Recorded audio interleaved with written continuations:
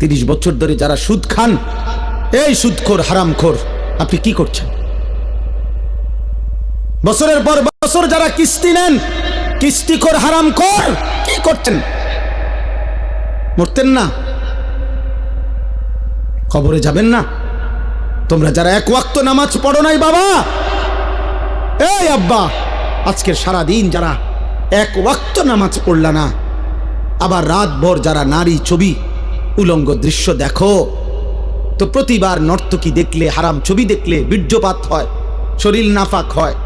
আর আল্লাহর নবী বলছে, চোখ দিয়া হারাম ছবি দেখলেও জিনা, দিল দিয়া ভাবলেও জিনা, আর নিজের হাত স্থানে ব্যবহার করে নাপাক নষ্ট করলে তাও জিনা। আর আল্লাহর নবী বলছে, এই জিনাকার, এই ব্যভিচারী, মালউন, অভিশপ্ত। নবীজি বলছে, যে জিনা করে সে মুমিন থাকে না। লা ইয়াজনি জানি হিনা ইয়াজনি ওয়া হুয়া মুমিন। সারাদিনে এক ওয়াক্ত নামাজও পড়লা না, রাতভর ছবি নারী অস্থি দৃশ্য দেখে শরীর নাপাক করে এই যে শুয়ে রইলা, যদি আর ঘুম না ভাঙে, এই রাত যদি আর ভোর না হয়, হ্যাঁ, তো তোমার মৃত্যু কিসের উপরে হইল? তো তোমার আখিরাত কি হবে?